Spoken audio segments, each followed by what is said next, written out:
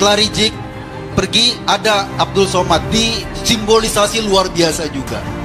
Kenapa mereka butuh simbol-simbol ini? Karena mereka pingin mengatakan bahwa simbol-simbol yang lain itu nggak penting. Makanya mereka merusak simbol-simbol yang lain. NKRI bersyariah itu juga simbol agar kita ketakutan. Sebagai orang muslim kan kita khawatir kan, lu kita melawan syariah, kita melawan agama nih, kembali pada Quran dan hadis. Slogannya kayak gitu. Tapi Quran menurut mereka, hadis menurut mereka. Kalau kita punya tafsir lain, kita dianggap tidak sesuai dengan Quran, kita dianggap tidak sesuai dengan hadis. Ini yang berbahaya. Karena itu usaha kita semua adalah meruntuhkan simbol-simbol mereka. Banyak sekarang gayanya udah tertutup-tutup nih. Jidat hitam, celana cungkring, ya sorban 10 lapis ke atas. Tapi akhlaknya, ya Allah ya. Orang-orang itu kata Allah, mereka orang munafik yang saya akan himpun ke neraka jahanam sekalian dengan orang kafir. Munafik, munafik, mengaku muslim tapi ternyata keluar dari nilai keislamannya. Apa cirinya? Pertama, dia senang mengolok-olok ayat-ayat Allah. Masya Allah, ayat Quran jadi bahan pengingkaran. Hadis nggak bisa, nggak ada itu hadis. Baru dikumpulkan 200 tahun setelah ada yang nabi. Repot, susah. Makanya paling susah. Muslim putih, orang kafir hitam, hitam putihnya jelas, tapi munafik abu-abu. Susah, hitam nggak kelihatan, putih nggak nampak, susah. Halo, antum mikirin apa? Tidak, ini sedang menjelaskan penting nih ya, bukan mikirkan yang lain-lain. Ayo fokus ke sini, fokus ke sini. Antum ngelihat saya yang dibayangkan orang lain itu kan? Ya. Fokus ya, lihat sini. Ini satu mengingkari ayat, mengingkari hadis dan sebagainya, bahkan jadi bahan olokan. Orang mau pakai hijab kok diolok-olok. Pakai hijab udah bagus-bagus, hijabnya juga jilbabnya bagus. Duh, berubah ya, kok jilbabnya sudah seperti Batman. Allah kuat. Begitu pakai cadar ninja, subhanallah. Siapa ini? Apa yang diinginkan?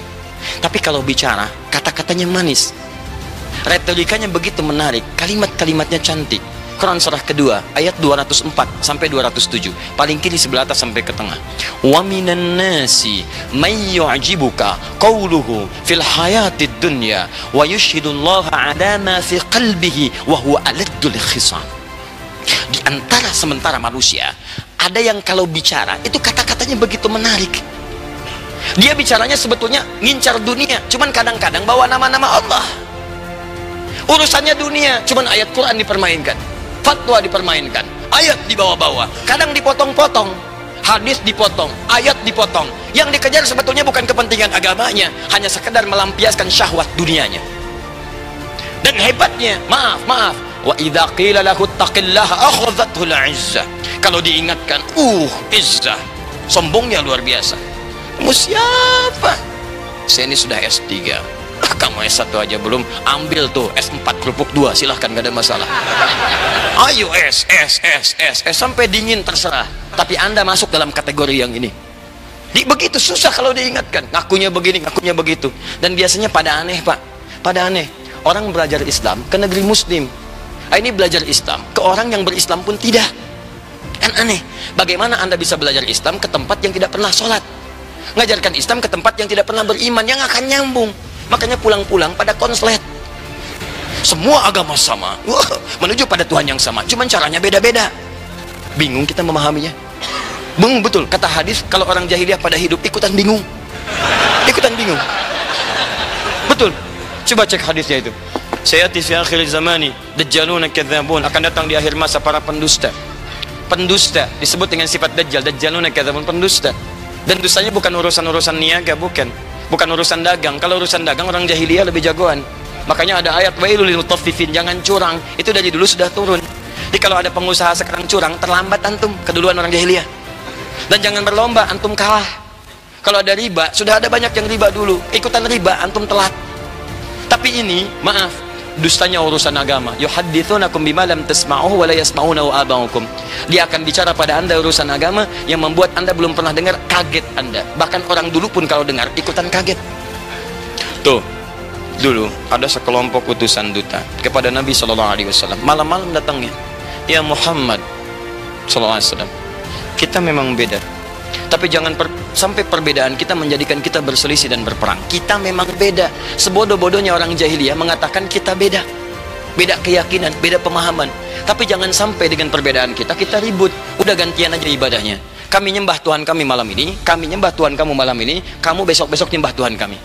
Turunlah ayat kemudian, kuliah ayyuhal kafirun. Satu surah. Katakan, hei orang-orang kafir yang masih tertutup dalam dirinya, belum mau menerima hidayah. Karena itu bahasanya sopan.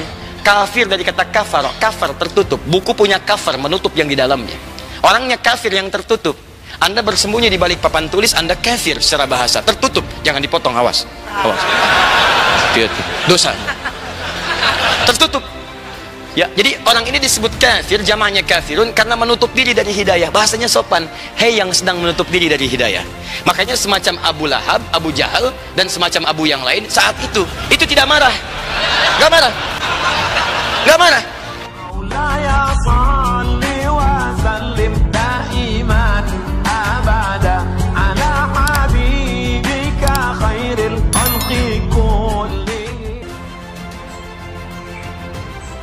Hina orang solih, maka ditimpa jilatan api dari langit.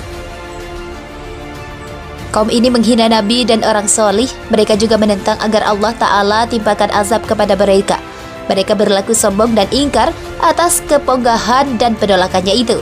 Allah Ta'ala ditimpakan kepadanya mereka siksa yang pedih berupa jilatan api yang sangat panas dari langit dan gempa hingga mereka binasa tanpa bekas. Na'udzubillahi min dzalik.